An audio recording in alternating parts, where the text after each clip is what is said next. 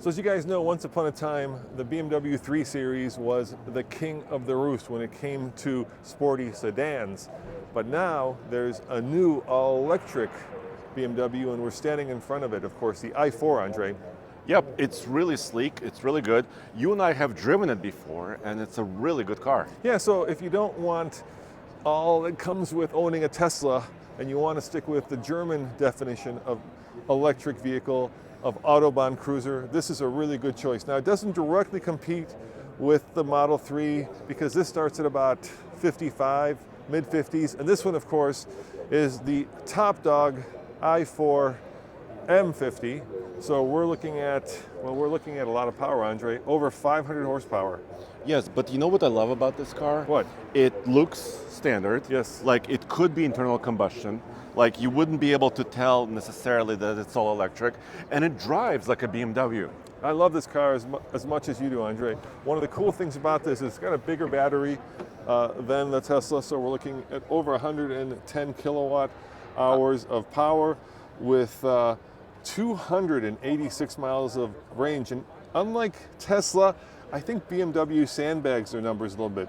Yeah, so they're more conservative. Yes. You know, they want to under-promise, over-deliver on a lot of their stats. And it's traditional BMW interior. I mean, it's really wonderful. Yeah, it's kind of a stealth electric car because if you don't want to scream, hey, I'm virtue signaling because I'm saving the environment, you could scream, hey, I love German Engineering. engineering and Can I sports get sedans. in? Yeah, I try. want to sit. Yeah, of course. Give it a try. What do you think? Yes. I You need looked a to little adjust cramped. the seat. Are you cramped? I can't adjust the seat because, oh, yeah, I can. Oh, there you go. Nice. Ah. Yeah. Oh, look No, at that this is steering wheel, great. dude. That is, oh, I could just hold on to that. It's the ultimate driving machine. Well, that's for us what old they say. guys, yeah. I don't know what BMW is now, but it's got that German smell. It's got that German engineering. It's got all of the BMW goodness. If you like iDrive, it's got that. I'm not a huge fan, but it has it. So this is kind of like where the Tesla Model 3 performance was, right? In terms of like power and acceleration. But the Highland, the new one, doesn't have a performance version yet. Not yet. The question is, will you fit in the back seat? Okay, behind myself? Yeah, because the new Highland is a little bit bigger. Ooh. Yeah, I know. Ooh. Keep in mind, Andre's 6'3". Well, I was backing up the seat so I could. Let me help you, my man. Hold on. Okay. You look miserable. Here, let me do Can you this. move it up? Yeah. All right, so Okay, good. That's it. If you come from a tall family, That's it. this may not be ideal. So I am, like you said, about 6'3", and my head is hitting the roof. Right. So, I mean, it's a very sleek vehicle. And look, also frameless doors, glass, beautiful. But the back seat is not for me. Here, I'm going to open the front. Let's find out if it has a frunk. I'm guessing doesn't. But let's find out, huh? I really love this color too, Roman. Oh, this car is gorgeous. And I love the It's fact really that it's got more of gorgeous. a, dare I say, a traditional kidney grill instead of that giant one. But basically, Well, it's not a frunk. it's covered up. But Yep. you could put your windshield washer fluid in here, Yeah. your 12-volt battery, couple of access points, right, for servicing. Yeah. So that it looks all okay, but no frunk. All right. And unlike Mercedes, it doesn't have that little side thing, right? So shall we walk over and compare it to the Model 3 Highland? What do you Yeah, say? the all-new, well, not the all-new, but updated Tesla Model 3. You know what's odd? That first they introduced this in China, Yes. then they went on to Europe, and then finally, with no fanfare whatsoever, they introduced it. They introduced it in America, which is kind of odd, right? So Yeah, well, this is an American company. yeah. This is Tesla. So one of the things, of course, that they did was they changed the headlights, made it look more Model S-like. And also changed the aerodynamics a little bit, right? That was a big deal because they wanted it to make as efficient as possible. So they did change the headlights. They changed the front bumper design. What do you think about the new style? I mean, I like it. it's different. Yeah, I like it. We have the current Model 3 Performance at the office, which, by the way, we're selling. So if you guys want to buy a Model 3 Performance, but we're going to lose a lot of money on, Yeah. send us an email at info@TFL Car, and ours has 16,000 miles, and it's ready to move on to the new owner. So here's what I was hoping they would do. Okay, let's talk, Andre. Let's talk. First and foremost, I was hoping that they would give me a front screen, like the No. Model S, No. with the speed at least displayed, right? What they did, and this is, I'm not in love with this, maybe because I'm so used to having a turn signal stock. So they copied what the current Model S is, which means that you've got your turn signals right there, which is And fine. you got your windshield wiper here. Windshield wiper right there, no more there. But when you're like this, then this becomes left, and this becomes right, and that becomes left, which is a little awkward. They did put this blue, this is kind of from the Germans, right? This blue strip around, which I think is very nice. They also, I think, What about the seat comfort? Do you think they changed it? yeah, they made it more comfortable. Ours is a little, we cross country ours from Disney to Disney, and then I Yes. drove it back from Florida to Colorado, and after a long road trip, I would say it got a little uncomfortable. This feels much better, much more comfortable, and hopefully, this is the big one, they improved the rear seat room. Well, try it. I Yeah. mean, you're a little bit, you're almost my height. So let's see. Let's see if you could sit behind yourself. So once again, sitting behind myself, this is where my seat is. What about your head? I don't even No? want to try to jam myself. Let me move this seat. Yeah, please. I can't even jam myself in here again. So these are not for big dudes. No, I think this has the same problem the BMW has.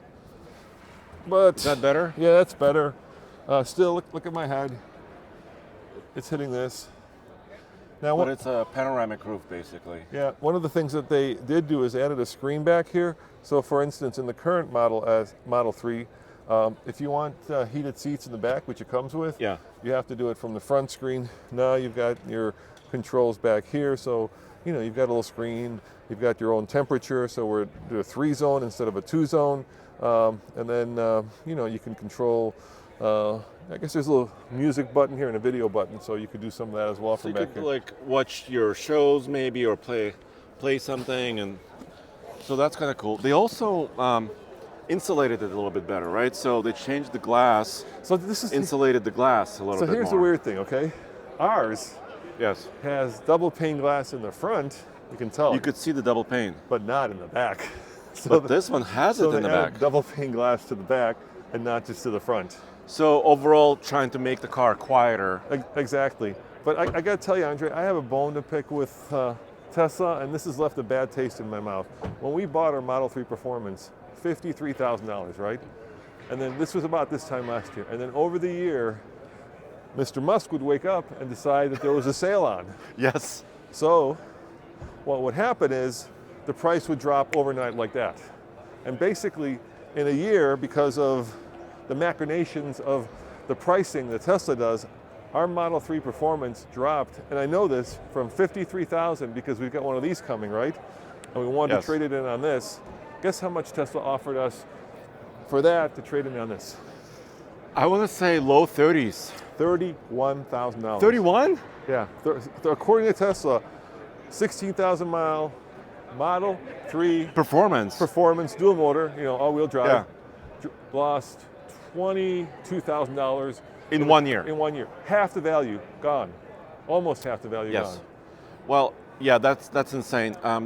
On this one, they also changed the rear end, and the starting price is like mid 30s Yes.